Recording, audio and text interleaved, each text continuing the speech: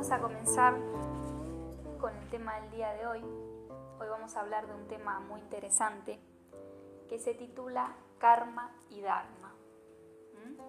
Esta conferencia nos invita a estudiar dos leyes o dos principios universales que rigen la naturaleza y también la vida de todos los seres humanos y que generan orden y justicia. Entonces, el estudio de este tema nos va a permitir comprender a nosotros cómo está organizada la naturaleza, toda la creación, y cómo está organizada la vida de cada ser, nuestra propia vida. O sea, comprender por qué nos pasa lo que nos pasa. Así como también poder ver la posibilidad que todas las personas tenemos de modificar nuestro destino conscientemente. O sea, de modificar las diferentes condiciones existenciales de nuestra vida y poder fabricar ese camino, ese destino, de una manera consciente. ¿Cómo? A través de lo que es el autoconocimiento y el trabajo interior individual sobre nosotros mismos. Porque cuando nosotros entonces empezamos a trabajar sobre nosotros mismos, a cambiar internamente, por añadidura, nuestra vida y todas las condiciones empiezan a cambiar. Cuando comenzamos a trabajar sobre nosotros mismos y a generar cambios, también nos ponemos bajo la influencia de leyes superiores que nos favorecen en ese proceso de crecimiento interior y que nos impulsan también a poder ir evolucionando. ¿Sí? Entonces, bueno, para comprender lo que es el karma y el dharma, tenemos que estudiar esta famosa ley que es la ley de causa y efecto, porque karma y dharma son derivados de esta ley. ¿Y qué nos dice esta ley? Nos dice que todas las cosas que suceden, tanto en nuestra vida como en la naturaleza, no ocurren porque sí, no ocurren por casualidad, por suerte o mala suerte, sino siempre como el efecto de una o de muchas causas.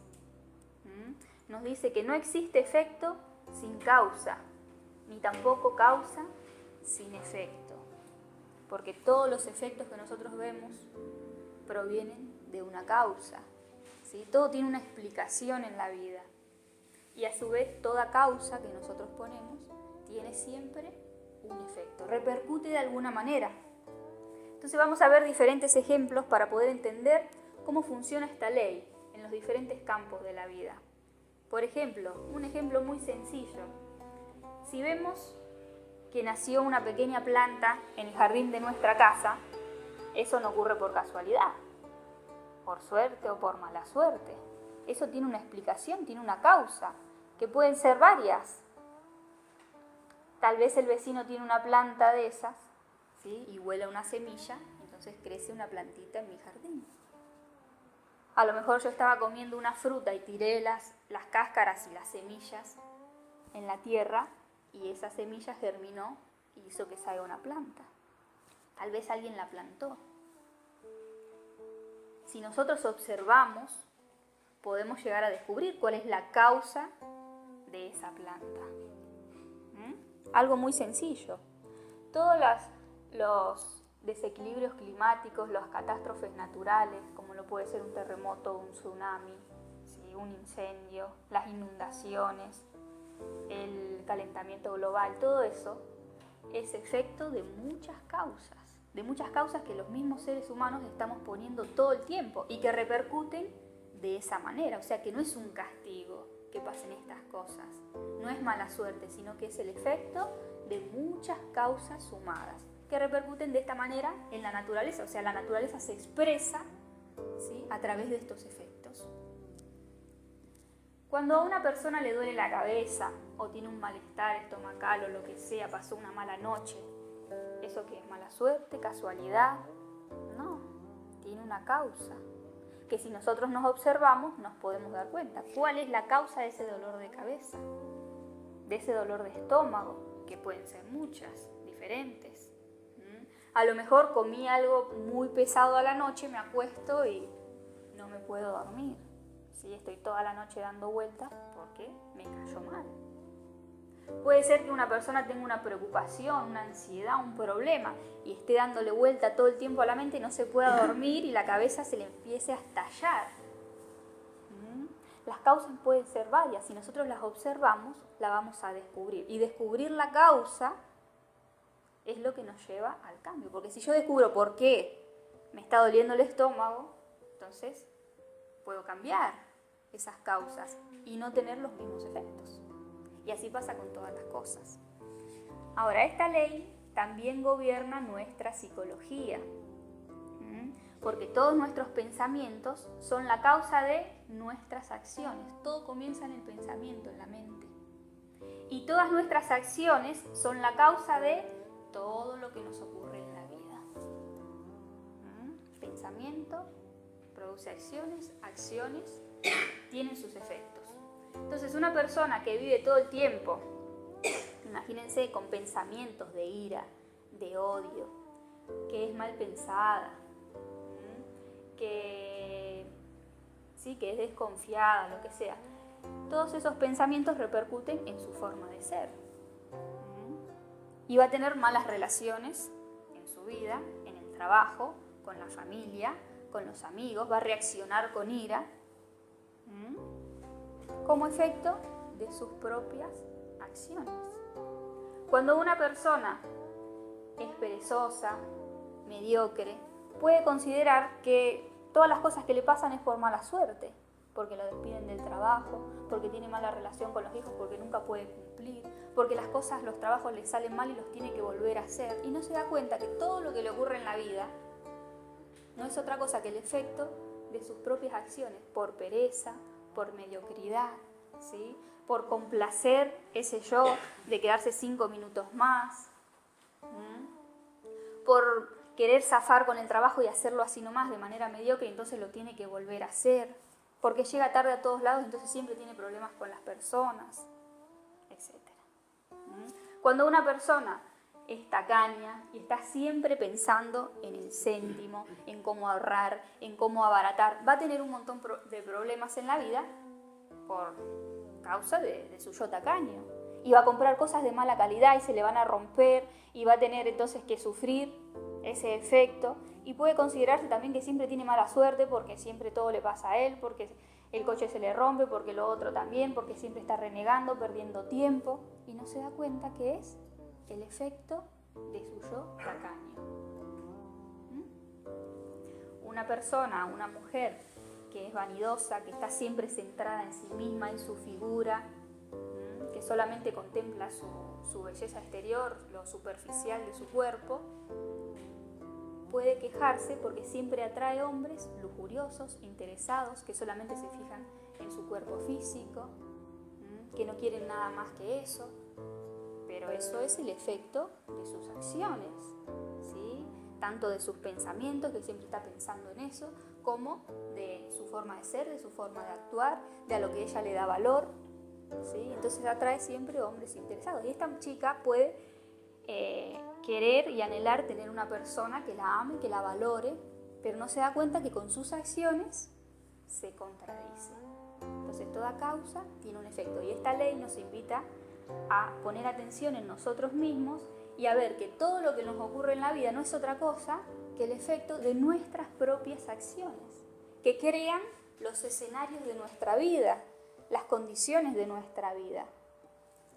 Entonces, vamos a ver que esta ley de causa y efecto genera todo un movimiento en cadena, en donde todo se afecta con todo, porque toda causa tiene un efecto, y a su vez esos efectos se convierten en causas de nuevos efectos. Así es como una ficha va tirando a la otra. Entonces, esta ley es la que genera todo el movimiento de la vida y la que nos va dirigiendo por diferentes caminos a todas las personas y por diferentes destinos, según sean nuestras causas, nuestras acciones. Por eso decimos que todo lo que nos ocurre en la vida no es otra cosa que el efecto de nuestras propias acciones. Y cuando nosotros nos empezamos a conocer a nosotros mismos, cuando nos empezamos a observar, nos damos cuenta de por qué nos pasa lo que nos pasa. Y al darnos cuenta también podemos modificar esas causas, esas acciones que estamos realizando. Y de esa manera, ¿qué pasa? Se modifican también los efectos. Por eso se dice también que somos los dueños y los arquitectos de nuestros destinos, ¿sí? Porque el destino lo vamos creando nosotros mismos a través de las acciones que estamos poniendo. Las acciones que hemos puesto en el pasado forman hoy nuestro presente. Y las acciones que estamos poniendo hoy en nuestro presente forman nuestro futuro. ¿Qué pasa? Que cuando nosotros estamos dormidos en el ego, cuando tenemos la conciencia dormida, entonces ponemos acciones, ponemos causas y esperamos recibir otros efectos, como pasaba en el caso de esa mujer, por ejemplo. Y entonces creamos nuestro destino, pero de una manera inconsciente, y esperamos sembrar o cosechar lo que no estamos sembrando. En cambio, cuando nosotros nos empezamos a conocer a nosotros mismos, empezamos a cambiar esas causas y podemos empezar a fabricar conscientemente ese destino. ¿Cómo? Midiendo el efecto de nuestras acciones. Por eso se dice también que algunas personas esperan el destino, pero que otras poseen el secreto para fabricarlo. Algunas personas esperan el destino, o mejor dicho, dejan que el destino les llegue, que los efectos les lleguen, ¿sí? Que muchas veces esperamos que el destino cambie, pero no hacemos nada para cambiarlo. O sea, seguimos poniendo las mismas causas y esperamos recibir efectos diferentes. A eso se le llama ilusión. Sí, eso es una ilusión. Pero hay otras personas que poseen el secreto para fabricarlo, o sea, que se conocen a sí mismas, que conocen cómo funciona todo en la vida y en la naturaleza, que conocen las leyes de la naturaleza y que entonces pueden medir el efecto de sus acciones. Y que saben que si hacen esto, le va a ocurrir esto. Y que si hacen aquello, le va a ocurrir aquello otro. ¿Sí? Es simplemente tomar conciencia de la vida y de lo que somos y de cómo nosotros nos estamos desenvolviendo. ¿Para qué? Para no echar la culpa al vecino, al gobierno, a la vida, a Dios, sino para saber que somos nosotros los dueños y los arquitectos de nuestro destino y por lo tanto los responsables de todo lo que nos ocurre en la vida. Otra característica de esta ley de causa y efecto es que genera justicia por medio de la retribución. O sea que no solamente toda causa tiene un efecto, sino que los efectos regresan a nosotros en su justa medida. ¿Sí? Esto es otra característica de esta ley. Por eso se dice que cada quien cosecha lo que siembra. Y que siempre recibimos lo que nosotros damos. Entonces, si una persona siembra el bien, ¿qué va a cosechar? El bien. Y si una persona está sembrando el mal, ¿qué va a cosechar? El mal. Y si una persona siembra trigo, ¿qué va a cosechar? Trigo. No puede cosechar otra cosa si puso semillas de trigo.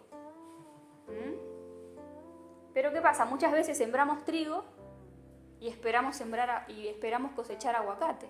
Entonces uno pone semilla de trigo y a lo mejor tiene la ilusión que algún aguacate le salga, pero eso así no funciona en la naturaleza. ¿Sí? Es absurdo pensar eso, pero sí pensamos eso con nuestras acciones. Porque muchas veces estamos sembrando egoísmo, porque solamente estamos centrados en sí mismos y esperamos recibir amor. Eso es como sembrar trigo y esperar cosechar aguacates. Si estamos sembrando odio, si estamos sembrando egoísmo, no podemos esperar cosechar amor. Muchas otras veces queremos cosechar antes de sembrar. Entonces decimos, si recibo amor, lo doy, pero si no lo recibo, no lo voy a dar. Pero eso tampoco funciona así en la naturaleza, porque imagínense que el huertano vaya y quiera cosechar antes de sembrar. ¿Cómo va a ser? Si primero no puso las semillas, si no las regó, si no las cuidó, si no las abonó, nunca va a tener los frutos. Entonces primero hay que poner la semilla y después hay que cosechar el fruto. Y dependiendo de las semillas que hayamos puesto, la calidad de esa semilla será también la calidad del fruto. O sea, eso es obvio, pero eso tan obvio, así como lo vemos en la naturaleza, lo tenemos que ver en nuestra vida con nuestras acciones. Porque estas leyes que gobiernan la naturaleza también gobiernan nuestra vida y la organizan. ¿Sí? Porque nuestra vida está organizada por estas leyes.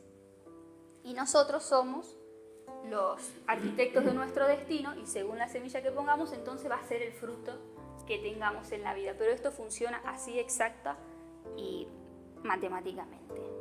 Entonces tenemos que saber que todo lo que nos ocurre es por existencia de la justicia, siempre, y no por falta de ella, como muchas veces solemos creer, que esto es injusto, de que esto me pasa porque no hay justicia en la vida. No, todo lo que nos pasa es por acción de estas leyes que generan orden y justicia en la vida de todos los seres humanos. Solamente que a veces, como no nos conocemos a nosotros mismos, entonces consideramos injustas muchas de las cosas que nos pasan. Pero a medida que nos vamos conociendo y que vamos viendo los yoes que tenemos, entonces empezamos a comprender. ¿Sí? Y en relación de esta ley, o a esta característica de la justicia que genera esta ley, le llamamos justicia divina. ¿Por qué? Por muchas razones. Primero, porque hace parte de lo que es el orden natural. O sea que no es una justicia que proviene de la mano del hombre, del ser humano, ni de su visión subjetiva, sino que hace parte de todo el orden natural, del orden de la naturaleza. Y por eso es una ley que genera orden en la vida de todos los seres humanos y en la naturaleza misma, que genera justicia y que tiene un propósito superior, y es que las personas puedan evolucionar y puedan aprender de las cosas que les ocurren. También porque es omnisciente. ¿Qué quiere decir esto? Que todo lo sabe, que nada se le escapa, que todo lo ve y que ve más allá de las apariencias y que ve, o sea, la verdadera intención de las acciones de cada persona. O sea, que no las podemos esconder a través de la personalidad, como muchas veces lo hacemos en las relaciones sociales. Esta ley conoce las intenciones reales de cada una de nuestras acciones y a partir de ahí es que surge la justicia. Es incorruptible, o sea que no se puede corromper, no se puede escapar, no se puede zafar, no se le puede dar dinero como uno hace a un juez, ¿sí? En el plano terrenal, y entonces se compra, ¿sí? Y se zafa de ese delito. No, esta justicia siempre, o sea, la vamos a tener que saldar de alguna manera. Y aparte porque es exacta y matemática, o sea que no premia ni castiga a nadie, sino que da directamente efecto por causa, ¿sí? Según la acción que nosotros hayamos realizado. Y los efectos entonces llegan de manera retribuyente a nosotros. Pero ¿qué pasa cuando nosotros no conocemos la existencia de esta justicia divina? ¿Qué pasa? Que al desconocerla, buscamos siempre vengarnos y hacer justicia por nuestra propia parte. Porque si me maltratan, ¿qué voy a hacer? Voy a maltratar, voy a buscar la forma de que se haga una justicia. Y si esa persona entonces me es indiferente, yo también le voy a ser indiferente. Y si esta persona, cuando le pedí un favor, no me lo hizo, ¿qué voy a hacer yo? Voy a esperar que ella también me pida un favor y ahí no se lo voy a hacer. Le voy a pagar con la misma moneda. Así es el pensamiento del ser humano, ¿sí? Como una forma de hacerse respetar. Y si esta persona me hizo sufrir mucho y me hizo pasar un mal momento, voy a buscar la manera de hacérselo pasar yo también, para que conozcan lo que es el sufrimiento que me hizo pasar, ¿sí? Y si no se lo puedo hacer yo, voy a buscar la manera de que lo pase, entonces cuando lo pasa, me siento que hice justicia. Y a esas acciones le llamamos inteligencia, porque no hacer justicia de esta manera, no vengarse, no pagar con la misma moneda, nos hace sentir que somos ingenuos, que somos tontos. ¿Pero qué creen ustedes? ¿Será que eso es inteligente? Cuando sabemos que existe una justicia divina, que la vida tiene sus propias formas de hacerle llegar a cada quien lo mismo que está haciendo, ¿sí? Entonces eso no es una inteligencia, porque cuando actuamos de esa manera no nos damos cuenta que el mal que hacemos a los demás es nuestro propio mal, y que al actuar de esa manera, vengándonos, devolviendo con la misma moneda, lo único que estamos haciendo es ser iguales o peores que las personas que nos hizo tal daño, ¿sí? O sea que nos estamos quejando de esa persona, pero nosotros estamos siendo iguales.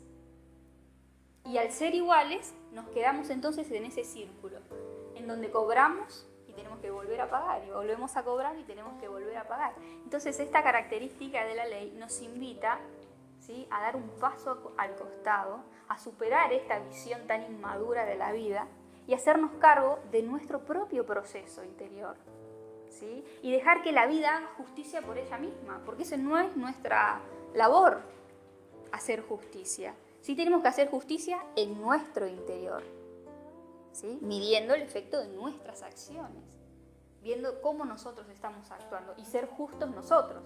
Y de esa manera entonces vamos a tener justicia también en el exterior.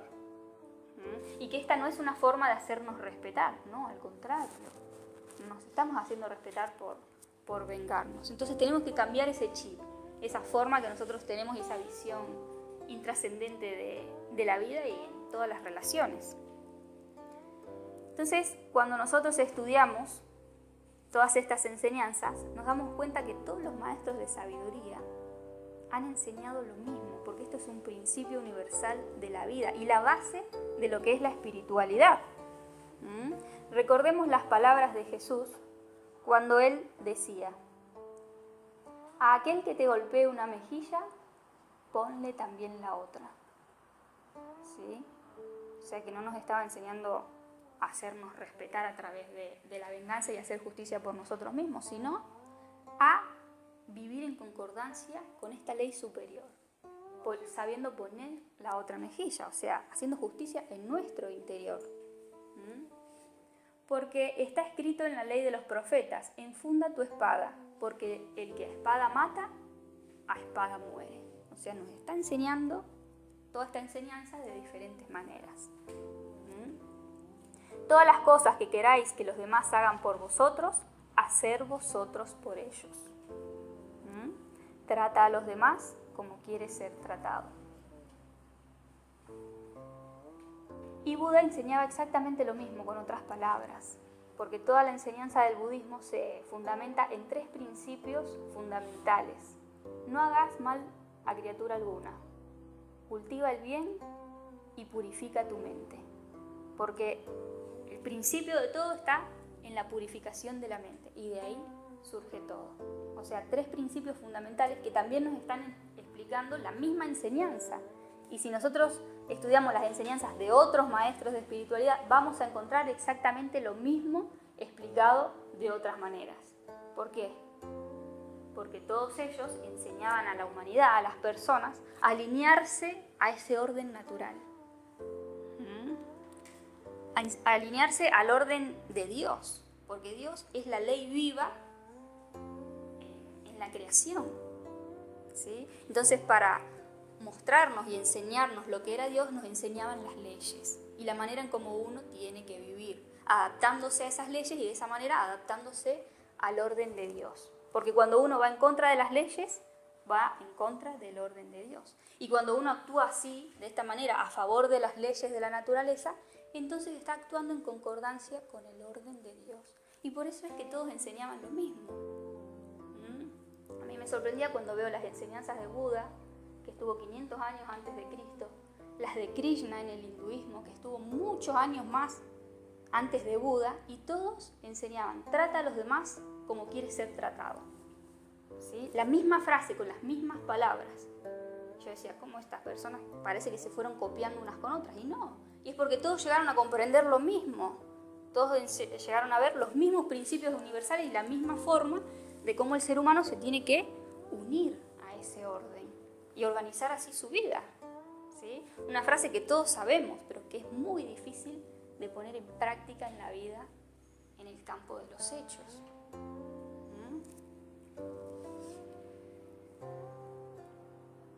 Y bueno, entonces, ¿qué es el karma? Dijimos que karma es el efecto, ¿sí?, o un derivado de la ley de causa y efecto.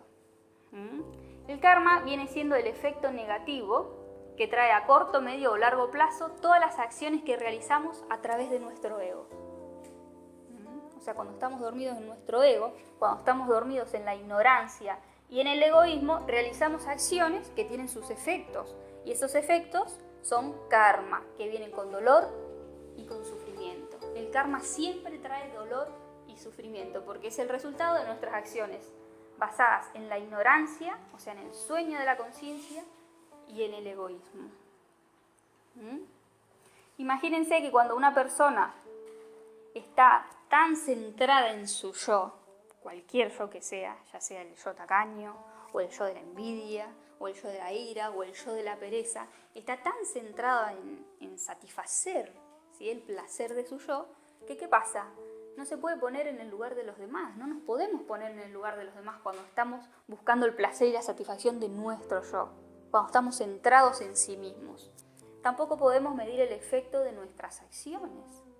Y no vemos cómo, centrados y actuando a través de nuestro yo, hacemos sufrir a los demás y lo ponemos en la situación en la que a nosotros no nos gustaría estar. Entonces, imagínense, esta persona que tiene el yo de la lujuria, ¿sí?, centrado en el placer del yo de la lujuria, no se puede poner en el lugar de su pareja y no puede ver el sufrimiento que le causa a su pareja, ¿sí?, por simplemente experimentar el placer y el deseo de ese yo. Cuando una persona también está siendo infiel a su pareja, no lo está haciendo para perjudicar a su pareja, ¿sí? No tiene la intención de hacerla sentir mal a su pareja, pero está centrado en su yo, en el deseo, en el placer que está experimentando en ese momento. Pero, dormido en ese placer y en ese deseo, no se puede poner en el lugar de la otra persona, que si se entera, el sufrimiento que va a tener. Y además toda la cadena de efectos, porque una infidelidad lleva a una separación, a la destrucción de una pareja, ¿sí?, que la puede querer estar con ella para toda la vida, pero no ve que se está contradiciendo con sus acciones. Cuando una persona está centrada en su yo tirano, ¿sí?, y trata y es abusador con su empleado, es soberbio, no se puede poner en el lugar del empleado, o sea, de la humillación que está sintiendo esa persona, de lo desvalorizado que se siente, de cómo le llena de amargura el día y cómo esa persona todos los días tiene que ir a trabajar amargado, ¿sí?, porque sabe que tiene ese jefe despectivo, tirano, y cómo esa amargura también la lleva a su casa. Pero esa persona, centrada en la autoridad, en la satisfacción que le da, ¿sí?, en esas sensaciones de autoridad, no se puede poner en el lugar de la otra persona. La persona que está generando una estafa, un engaño, centrado en su satisfacción, en su beneficio, en su ganancia, no se puede poner en el lugar de las personas que están siendo engañadas, estafadas, con un documento en falso, con un préstamo sin fondos, con lo que sea, con un coche que le ha vendido y sabe que está dañado, ¿sí? Y las otras personas están siendo víctimas de el yo de otra persona, aunque no están siendo víctimas, porque sabemos que es un karma y ese karma es el efecto también de sus acciones, por supuesto. Al fin y al cabo son víctimas. O sea, le venden un coche que está en mal estado y yo lo tengo como víctimas, aunque luego el karma se lo cobre a la otra persona. Se lo cobra a la otra persona, pero si a esta persona le está pasando es porque esta persona tiene los mismos yoes. ¿Me entiendes? Entonces nadie puede ser víctima porque si no, no existiría la justicia. Ahora vamos a ver eso. Ahora lo vamos a ver. Lo mismo pasa con las personas que se burlan de otra, ¿sí?, que discriminan, que se ríen, que están haciendo chistes. Ellos lo están pasando bien, ¿sí?, están pasando un buen rato, pero a costa de otra persona. Y no ven el sufrimiento, la angustia, la amargura que le están pasando, haciendo pasar a la otra persona. Entonces, la realidad se ve muy diferente desde la posición de verdugos que desde la posición de víctima, ¿sí? Porque una cosa es hacer el mal y otra cosa es recibirla.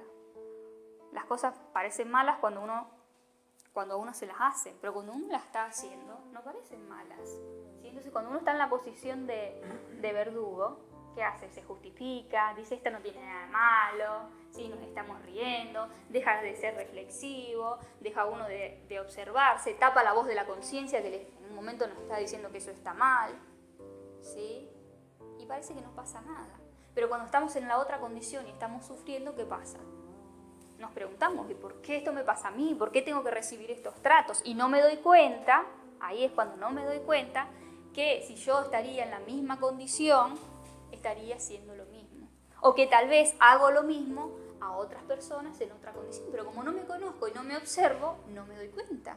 Entonces esta mujer que parece víctima, porque se le están burlando los amigos, a lo mejor ella se burla de su hermano en su casa, o de su madre, o de su abuela, y le hace pasar lo mismo que a ella le están haciendo pasar. Y ahí es cuando, si nos observamos, vamos a descubrir ese yo. Porque si esta persona está recibiendo esos tratos, es porque tiene el mismo yo. O sea, tiene el karma, no es víctima. Solamente que a veces no tenemos la condición para que ese yo se manifieste y lo podamos ver. Bueno, primeramente vamos a ver que por medio del karma, la vida siempre nos llama la atención. ¿Sí? Entonces nos muestra nuestras faltas y nos abre siempre las puertas al cambio y a la evolución. Porque es cuando estamos en la posición de víctima, cuando estamos sufriendo, cuando estamos pasando por un dolor, que nos empezamos a cuestionar, ¿por qué me pasa esto a mí? Y en esa condición estamos dispuestos a hacer lo que sea para salir de esa condición. O sea, queremos cambiar, queremos entender, queremos comprender, ¿sí? Para salir de esa condición tan dolorosa. Por eso decimos que la vida es una escuela y que el karma son las lecciones de las que nosotros tenemos que aprender. El karma es el efecto de nuestras acciones, pero a través del karma es como la vida nos muestra lo que nosotros somos. Si tenemos la disponibilidad de observarnos y de conocernos, lo vamos a descubrir y vamos a poder descubrir entonces por qué nos pasa lo que nos pasa, por qué recibimos este trato, por qué tenemos este problema con esta persona, esta mala situación o lo que sea. Y si nosotros lo llegamos a descubrir, ¿sí? Lo trabajamos y lo superamos, entonces aprendemos esa lección. ¿Sí? Y por añadidura, el escenario externo de nuestra vida comienza a cambiar. Ahora sí, lo que les decía, tenemos que saber que la ley tiene sus tiempos, o sea que no todo se da de manera inmediata. No es que esta chica, los amigos se le burlaron en la escuela y ella va a la casa y se burla sino que tiene sus tiempos, y eso es lo que genera muchas veces confusiones, porque todos tenemos una deuda kármica. ¿Qué quiere decir esto? La deuda kármica viene siendo el karma acumulado de esta existencia y también de pasadas existencias, que muchas veces en esta existencia podemos tener una condición en donde ese yo no se está manifestando, pero que no quiere decir que eso sea injusticia. Y que si nos observamos también lo vamos a poder descubrir, porque tiene que estar ahí, porque los yoes también transmigran de existencia en existencia. Entonces esta deuda kármica es la que forma y la que organiza toda nuestra vida desde el nacimiento. Y la que genera todas las condiciones existenciales, problemas, sufrimientos, malas relaciones, etc., por las que tendremos que pasar. ¿Por qué? Por causa de esa deuda kármica, que se puede arrastrar de una existencia a la otra. ¿Sí? O sea que algunas cosas son inmediatas y causa y efecto se dan en el transcurso de esta vida, y otras cosas vienen de existencias anteriores. Por eso Buda decía, la consecuencia de morir rico a costa de otros es renacer en la miseria. Imagínense que hay personas que viven en la riqueza, que acumulan riquezas a costa de otras personas, explotando, abusando, aprovechándose de otras personas. Y que en esa vida no se les presenta la condición para que ellos puedan pagar todo lo que están haciendo. Entonces por eso dice, el que muere rico a costa de otro, renace en la miseria. Entonces la condición se invierte y ahí sí puede, y la justicia se presenta para que esa persona pueda vivir todo lo que hizo vivir a otra persona, sufrir lo que hizo sufrir a otras personas. Y así pasa con todas las cosas. Por eso les decía que esta característica de la ley muchas veces genera apariencias que son muy confusas. Porque decimos, ¿cómo puede ser que esta persona toda la vida está haciendo el mal y aparentemente le va bien? Porque esta persona recién está poniendo semillas en la tierra. Y cuando uno pone una semilla en la tierra no va al otro día y ya recoge los frutos, sino que tiene su tiempo. Igual con las acciones buenas también. Así pasa con las acciones buenas. Podemos ver a una persona y decimos, pero ¿cómo esta persona está actuando bien? Y parece que todo le va mal. Porque esa persona está poniendo recién ahora esas semillas buenas en la tierra que tendrán sus frutos más adelante, pero mientras tanto está pagando esa deuda que tiene detrás. Esta frase, esta característica, nos permite comprender por qué existen diferentes condiciones existenciales. Porque unas personas nacen en la miseria completamente, ¿sí? En África, en la India, que no tienen ni siquiera para un plato de arroz, y porque hay personas que nacen en otras condiciones, ¿sí? Hay personas que están en una condición en la que tienen el dinero que le hace falta a todo el mundo, ¿sí? Y a todas esas personas. Entonces luego tienen que renacer en esa otra condición. Pero eso sí, aprender es opcional, porque la vida nos cambia de condición para que nosotros podamos aprender. Pero eso no quiere decir que siempre se aprenda. El aprendizaje es opcional y lo tiene que tener la voluntad la persona de poder aprenderlo. Y si lo aprende, entonces se sale de ese círculo kármico. Si no lo aprende, va a seguir girando, ¿sí? Naciendo en una condición y luego en la otra. Cuando está en esta condición, se cree esa condición, se abusa y luego le toca la condición opuesta. Y así con todas las cosas, ¿sí? Hay personas bárbaras en el mundo. Así como hay personas bárbaras, también hay personas que tienen que sufrir esas barbaridades, ¿sí? O sea que es todo un equilibrio. Cuando uno dice, ¿por qué esta persona se tiene que estar muriendo de hambre y no pueden salir de ese karma? Porque fíjense que nadie los puede ayudar. Habiendo personas con mucho dinero, no lo pueden ayudar. ¿Por qué? Porque están metidos en un karma. Y a uno les puede dar lástima cuando los ve de afuera, pero no sabe que ese ser tuvo la capacidad de poner a otra persona en esa condición y por eso ahora la tiene que vivir, ¿sí? Hay personas que están inventando enfermedades, imagínense, que enferman, que hacen que mueran las personas y esas personas tienen que sufrir esas cosas, ¿sí? Pero cuando la están sufriendo uno puede decir, uy, qué lástima. Entonces parecería que no habría injusticia. Personas que nacen con una enfermedad desde nacimiento de la que no pueden zafar, ¿sí? Que no tiene cura. Eso tiene que ser un karma. ¿Quién sabe qué hizo ese ser para estar ahí? Algo hizo. Entonces, así como hay mucha maldad, también hay mucho sufrimiento, ¿sí? Y todo está perfectamente ordenado a partir de la justicia de estas leyes. Nada se sale de ese orden. Por eso decía también Buda, explicando esto otro de estas confusas apariencias, la mala acción aparenta ser una verdadera miel, mientras el mal que hay en ella todavía no ha madurado. Pero en cuanto produce sus amargos frutos, el dolor comienza, ¿sí? Entonces esto nos explica que la ley tiene sus tiempos, ¿sí? Y cuando uno no conoce esto, entonces parecería que la justicia no existe. O no comprendemos el por qué estamos viviendo tales situaciones. Entonces, bueno, ¿de qué manera vamos a poder saldar nuestra deuda kármica? ¿Cómo podremos saldar el karma? Porque todos tenemos una deuda.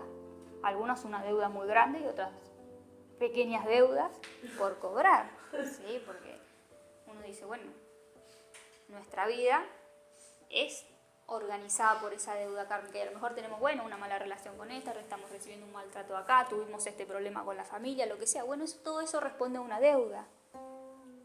Pero esa deuda se puede saldar. ¿Cómo vamos a saldar la deuda kármica? ¿Cómo? ¿Cómo?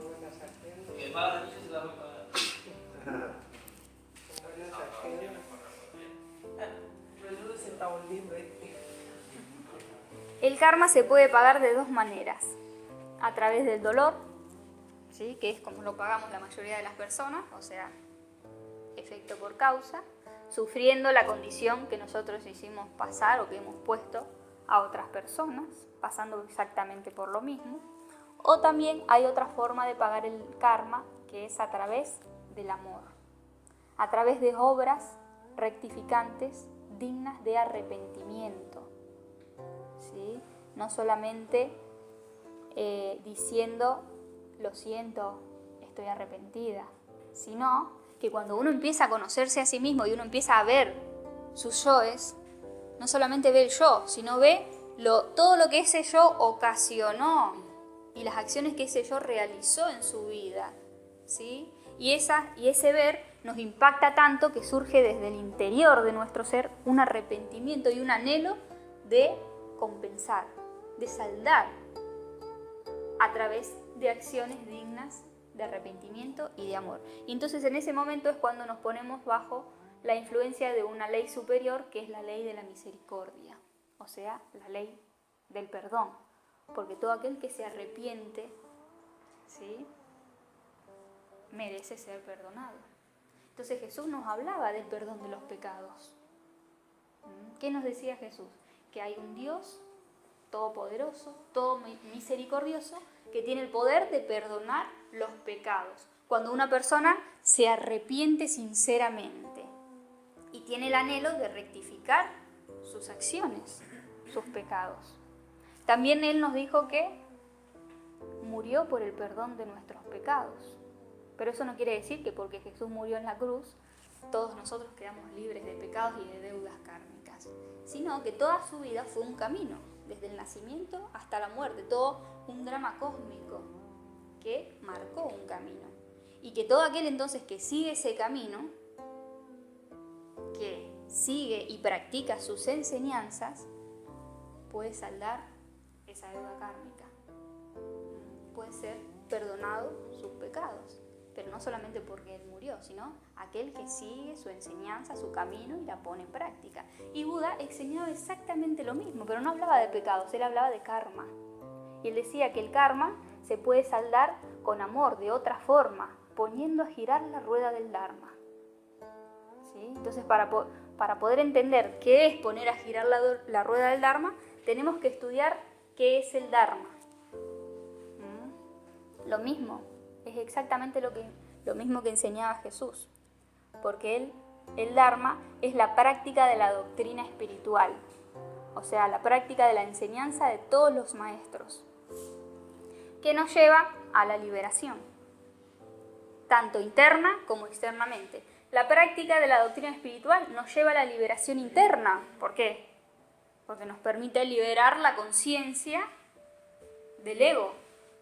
Pero también nos lleva a la liberación externa, porque a través de la práctica de las enseñanzas, ¿qué pasa?